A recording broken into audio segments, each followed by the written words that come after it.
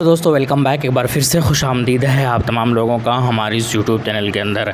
आइए दोस्तों, हम बात करेंगे इस वीडियो के अंदर 5 विधानसभा चुनाव के बारे में, जो कि बहुत ही जल्द होने वाले हैं। कब होंगे वो भी मैं बताऊंगा, और वो कौन कौन से स्टेट के राज्य के विधानसभा है जहां पर एमआईएम की पार्टी दर्जनों सीटें जो है जीत हासिल करके सबको चौंका सकती है। आपको यकीन नहीं होगा, जब मैं आपको प्रूफ दिखाऊँगा तब आप बोलेंगे कि बिल्कुल जी हाँ, दर्जनों सीट एमआईएम की पार्टी जीत सकती है। हम बात करेंगे पहले 2022 की। 2022 के अंदर यूँ तो कई सारे विधानसभा के अंदर चुनाव होने वाले हैं, कई सारे राज्य के अंदर, जैसे हिमाचल प्रदेश के अंदर है, जम्मू कश्मीर के अंदर होने हैं, और उत्तराखंड, उत्तर प्रदेश सब के अंदर हो चुका है। लेकिन हम बात करेंगे 2022 के अंदर वो विधानसभा जहां पर एमआईएम की पार्टी चुनाव लड़ेगी ही लड़ेगी, और इसकी घोषणा कई बार जो है एमआईएम की पार्टी ने कर चुका है, और वहाँ पर निकाय चुनाव में बहुत बड़ी सफलता भी हासिल हुई है। जी हाँ, 2022 के अंदर अगर बात की जाए तो गुजरात विधानसभा ऐसा सीट है जहाँ पर 2022 के अंदर चुनाव होने वाला है, और 2022 के लास्ट में यानी कि लगभग नवंबर दिसंबर में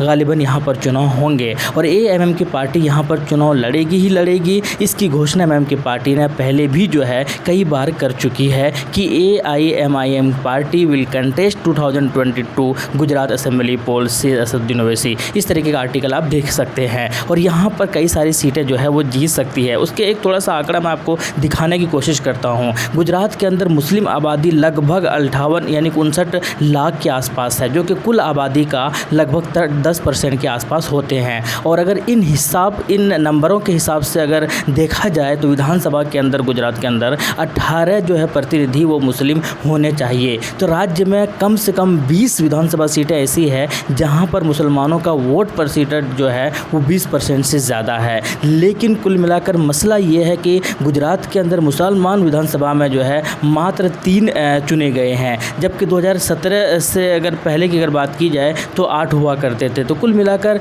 ये है कि गुजरात के अंदर एमआईएम पार्टी किसको रिप्लेस करेंगे, ये एक बहुत बड़ा सवाल है। और इसका जवाब ये है कि गुजरात के अंदर निकाय चुनाव में जिस तरीके से कांग्रेस को रिप्लेस करके जीत हासिल की थी, और कई सारे जगहों पर जो है मेयर भी, यानी एक जगह पर तो मेयर भी बनाए थे इन्होंने बहुत अक्लमंदी के साथ। तो कुल मिलाकर कांग्रेस को रिप्लेस किया था, और वही चीज़ जो है विधानसभा चुनाव में भी कांग्रेस को रिप्लेसमेंट करके गुजरात के अंदर बड़ी जीत हासिल करने वाली है। इसके अलावा हम बात करते हैं कर्नाटका की। 2023 के अंदर चुनाव होगा यहाँ पर दोस्तों कर्नाटका के अंदर, और 2023 के अंदर वैसे तो कई सारे जगहों पर चुनाव होने हैं। नागालैंड के अंदर होना है, छत्तीसगढ़ के अंदर होना है, मिजोरम के अंदर होना है, तेलंगाना के अंदर होना है, राजस्थान के अंदर होना है। लेकिन कुल मिलाकर जहाँ पर एमआईएम की पार्टी चुनाव लड़ेगी उसके बारे में अगर हम बात करें तो सबसे पहले हम बात करते हैं तेलंगाना की। तेलंगाना के अंदर यूँ तो अभी जो है 7 एमएलए जो है मौजूदा समय में एमआईएम पार्टी की तेलंगाना के अंदर। लेकिन एमआईएम ने ये घोषणा अभी से ही कर दिया है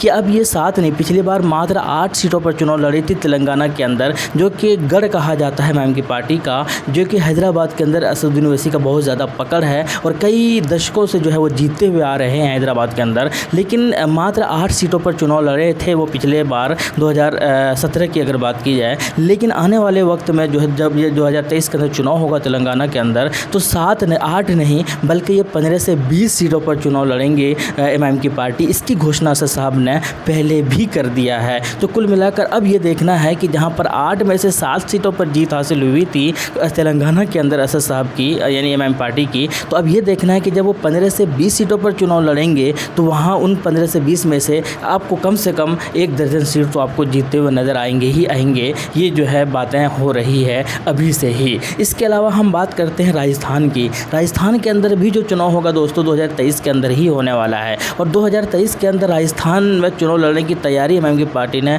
पूरी तरीके से कर लिया है। यही वजह है कि इसकी घोषणा कई बार जो है एमआईएम की पार्टी ने खुद किया है, वहाँ पर जाकर लॉन्च भी किया है। यूनिट का जो लॉन्च है वो वहाँ पर कर चुका है, और वहाँ पर जाकर इसकी बात की घोषणा भी की है कि 2023 के अंदर असेंबली चुनाव जो है वो एमआईएम की पार्टी लड़ेगी ही लड़ेगी राजस्थान के अंदर। और कई सारे वहाँ पर भी खतरा किसके ऊपर होगा, तो कांग्रेस के ऊपर भी होगा, क्योंकि कांग्रेस को ही रिप्लेसमेंट करके स्टेबलाइज करना चाहेंगे अपनी पार्टी को एमआईएम की पार्टी राजस्थान के अंदर। और यही वजह है कि राजस्थान के अंदर एमआईएम की चर्चा काफ़ी ज़्यादा ज़ोरों शोरों पर चल रही है। इसके अलावा अगर हम बात करते हैं दोस्तों राजस्थान के अलावा अगर हम बात करते हैं जो कि 2023 के अंदर चुनाव होगा वो है कर्नाटका के अंदर एमआईएम की पार्टी चुनाव लड़ेगी ही लड़ेगी। इसकी भी घोषणा असद साहब ने कर दिया है। हालांकि वहाँ चुनाव भी लड़ा था एमआईएम की पार्टी ने, उसमें उसमें जीत नहीं मिली थी और कई जगहों पर निकाय चुनाव में अच्छी खासी सीटों पर जीत हासिल हुई है। लेकिन पिछले बार जो है एमआईएम की पार्टी ने जेडीएस को सपोर्ट किया था और वो खुद चुनाव नहीं लड़े थे।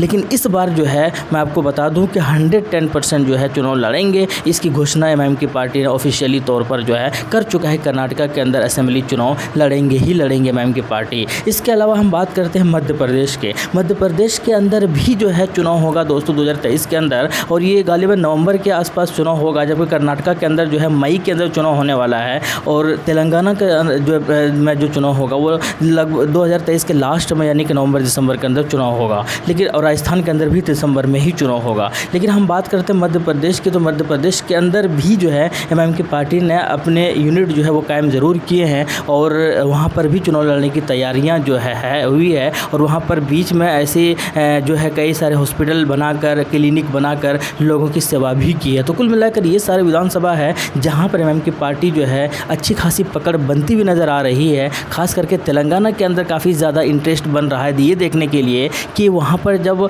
क्योंकि इससे पहले कभी इतनी सीटों पर चुनाव लड़े नहीं एमआईएम की पार्टी, और उनके ऊपर ये सवालिया निशान हमेशा खड़ा रहा कि क्यों नहीं तेलंगाना के अंदर एमआईएम की पार्टी 10, 12, 15 सीटों पर चुनाव लड़ती है, हमेशा 7, 8, 9 पर ही क्यों चुनाव लड़ती है। लेकिन इस बार इन्होंने घोषणा किया है कि 15 से 20 सीटों पर चुनाव लड़ेंगे। अब ये देखना होगा कितनी सीटों पर जीत हासिल करते हैं। मुझे लगता है इन पाँचों को मिला दिया जाए तो कई सारे सीटों पर, बल्कि मैं आपको बता दूं कि 15-20 सीट जो है एमआईएम की पार्टी जीत हासिल कर सकती है। आपका क्या कहना है कमेंट सेक्शन में ज़रूर बताइएगा। शुक्रिया, जय हिंद, लव यू।